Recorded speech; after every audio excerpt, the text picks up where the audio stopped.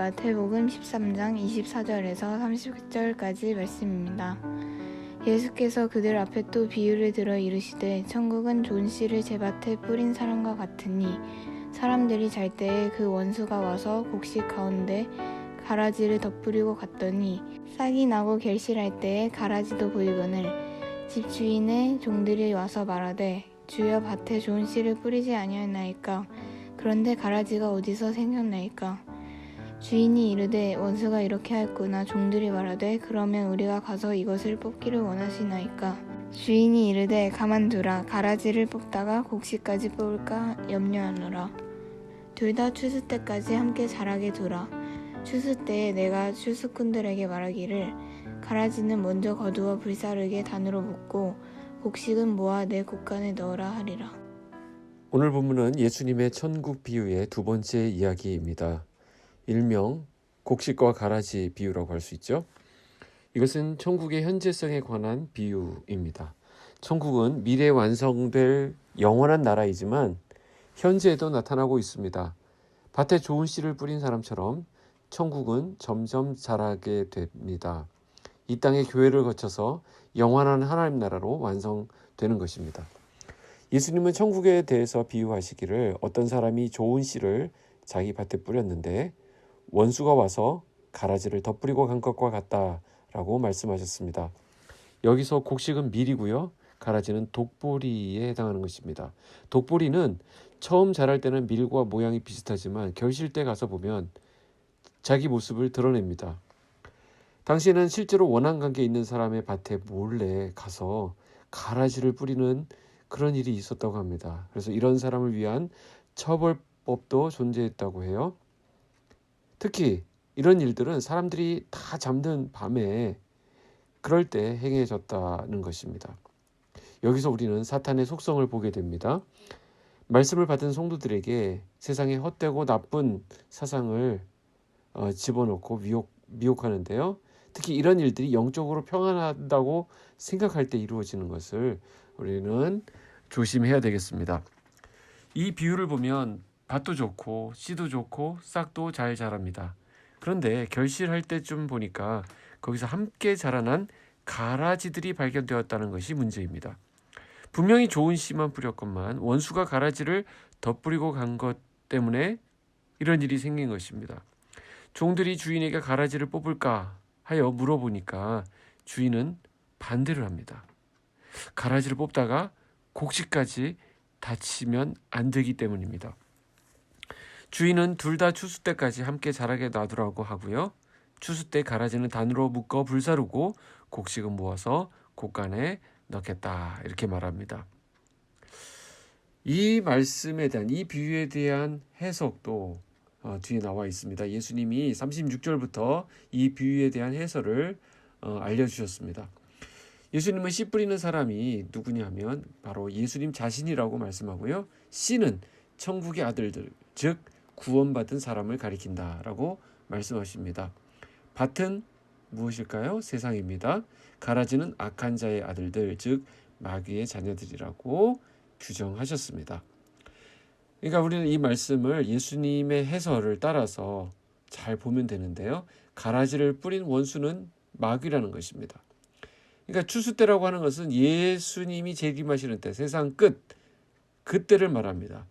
추수꾼이라고 하는 것은 심판을 집행하는 천사들이라고 말씀하시죠. 자, 심판대는 마귀의 자녀들을 거두어내어 풀무불에 던져넣게 될 것이고 그들은 울면서 이를 갈게 될 것이라고 하셨습니다. 반면에 의인은 어떻습니까? 천국에서 해같이 빛나게 되리라고 말씀합니다. 바울은 이것을 좀 더 자세히 분류해서 해와 달과 별이라고 하는데 고린도전서 15장에 나오죠. 이것은 의인들이 맺는 100배, 60배, 30배의 결실의 차이와 관련될 거라고 보는 것이 자연스러울 것 같습니다. 곡식과 가라지 비유에 대해서 그런데 우리 교회 안에 잘못된 해석들이 있을 수 있습니다. 그 중에 대표적인 것이 믿는 자는 알곡 신자와 또 가라지 신자로 분류된다는 것입니다. 그러니까 잘 믿고 열심히 믿는 자는 알곡 신자이고 문제가 많고 잘 나오지 않는 신자는 가라지 신자라고 해버리는 것인데 그러면 이 본문을 완전히 잘못 해석한 것이고 오해한 것입니다. 알곡과 가라지는 근본이 다르죠. 가라지가 노력한다고 해서 알곡이 되는 것 아닙니다. 가라지는 근본적으로 믿지 않는 자를 가리킵니다. 그렇기 때문에 가라지 신자, 이거는 성립될 수 없는 말입니다. 자, 그렇다고 한다면 이 비유는 무엇을 의미하는 것일까요? 곡식과 가라지 비유의 배경은 교회가 아닙니다. 세상입니다. 예수님은 38절에서 분명히 밭은 세상이라고 밝히십니다. 이 말씀은 하나님이 그리스도인을 세상에 심으시고 마귀의 자녀들과 함께 살게 하셨다라는 것입니다. 하나님은 예수님이 재림하실 때까지 참과 거짓이 혼재하고요, 의인과 악인이 동거하며 함께 가도록 하셨습니다. 물론 교회 안에도 가라지가 있을 수 있죠. 교회 안에 불신자가 들어올 수 있다는 것입니다. 뿐만 아니라 한국 교회 안에도, 기독교 안에도 가라지가 있습니다. 이단이 들어와 있습니다. 이들은 모두 마귀가 뿌린 자들입니다. 마귀의 아들들입니다. 이 세상 모든 종교, 크고 작은 악의 집단들은 모두 다 원수 마귀가 뿌린 것들입니다. 원수가 와서 뿌렸다고 하는 것은 그 말 속에 이미 중요한 사실 하나를 우리가 발견하게 되는데, 하나님은 악을 만들지 않는다는 것입니다. 악을 행하지 않는 분이십니다. 가끔 이 세상에서 일어나는 어떤 악에 대해서 하나님에 대해서 책임을 묻거나 또 하나님께 분노하는 사람들이 있습니다. 27절에 보면 종들이 왜 가라지가 생겨났는지 이해가 안 된다며 의아해하는데 주인이 뭐라고 합니까?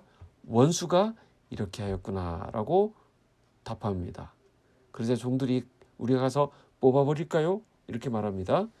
어떤 그리스도인들은 우리가 이 세상에서 악을 제거하면 아름다운 세상을 만들 수 있지 않을까? 그러니까 우리 모두 악을 제거하는 데 앞장서자, 이렇게 얘기합니다. 근데 이 부분에 대해서 오늘 성경의 답은 전혀 다른 이야기를 합니다. 한 개인의 삶에 악을 제거하고 교회 안에서 죄악을 제하라는 가르침은 있어도 이 세상 전체의 악을 다 뿌리 뽑으라고 가르치지 않습니다. 교회가 이 세상을 정화시켜 아름다운 세상을 만들려고 하는 시도는 어떻게 보면 좀 순진한 생각입니다. 교회가 이 세상에서 악을 척결하고 이 땅에서 이단을 척결하겠다는 의도는 좋지만 오늘 29절에 나와 있듯이 하나님의 뜻은 가만히 두라는 것입니다. 둘 다 추수 때까지 함께 자라게 두라는 것입니다. 우리는 이 모든 세상의 악에 대해서 우리가 경계하고 또 그것을 피하지만 그것을 보면서 우리가 과도하게 분노하거나 세상이 다 망하는 것처럼 이렇게 볼 필요는 없습니다. 둘 다 추수 때까지 함께 자라게 두라는 것이 주님의 뜻이기 때문입니다. 세상 끝날까지 교회도 자라고 이단도 계속 자라고 있을 것입니다. 기독교도 자라고 사이비도 계속 생겨날 것입니다. 인간이 아무리 어떤 사회운동을 벌이고 협정을 맺고 어떤 노력을 한다고 한들 이 세상에는 유토피아가 성립하지 않습니다. 유토피아는 예수님 재림 때 가라지를 풀무불에 넣고 나서야 이루어집니다. 그것은 주님이 하실 일입니다. 자, 곡식과 가라지 비유를 통해서 우리는 세상 끝날까지 이 악과 함께 살아갈 수밖에 없는 그 현실을 봐야 합니다. 지금 이 세상에서는 하나님의 나라가 믿는 자를 통해 부분적으로 존재하고 있는 것이고요. 온전히 완성되는 것, 명확해지는 것은 예수님의 재림 때입니다. 그때까지는 하나님의 자녀들이 마귀의 자녀들과 함께 살아가게 되는 것입니다. 그렇게 우리에게 필요한 것은 무엇입니까? 우리 하나님의 백성들은 하나님의 최후 심판을 믿고 우리는 인내해야 한다는 것입니다. 악인의 문제에 대해서, 세상의 악에 대해서 조급해하거나 답답해하거나 할 것이 아니라 오히려 주님의 심판날과 주님의 주권을 바라보면서 우리는 묵묵히 기다려야 하는 것입니다. 어떤 사람들은 그럼 악이 없는 곳으로 가서 우리끼리 믿는 사람끼리 모여 살자 이렇게 주장하기도 하는데요. 그것도 잘못된 생각입니다. 가라지와 함께 사는 것이 우리의 운명입니다. 악한 자와 함께 살되 우리는 악에 영향받지 않습니다. 악에 빠지지 않습니다. 악을 미워합니다. 요한복음 17장 15절에 내가 비옵는 것은 그들을 세상에서 데려가시기를 위함이 아니요 다만 악에 빠지지 않게 보존하시기를 위함이니이다.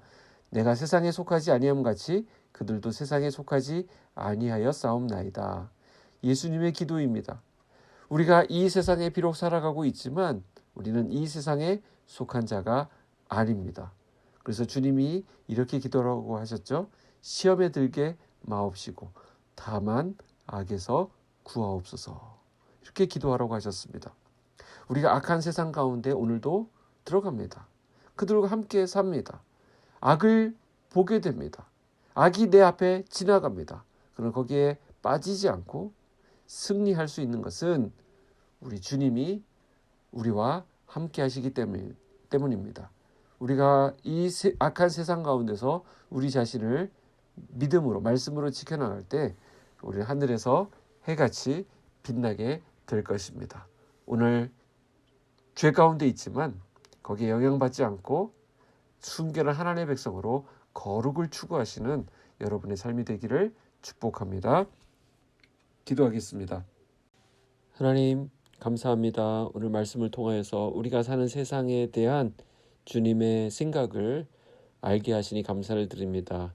세상이 악해져 가는 것을 보면서 우리가 실망하거나 낙담하기보다는 이것이 주님의 뜻임을 또 생각하면서 주님이 결국에는 이 악들을 처리하시고 해결하실 것을 믿고 우리는 이 악한 세상 가운데서 어려움을 잘 이기며 유혹에는 잘 대처하는 그런 지혜도 허락하여 주시옵소서.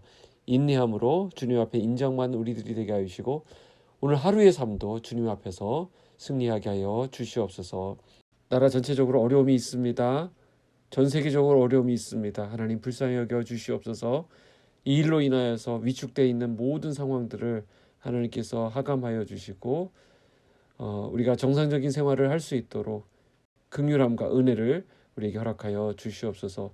우리 사랑하는 성도들 오늘 삶의 모든 부분에서 하나님의 보호하심 가운데 있게 하여 주시고 하나님 은혜의 날개 아래서 안전할 수 있도록 인도하여 주시옵소서. 예수님의 이름으로 기도하옵나이다. 아멘.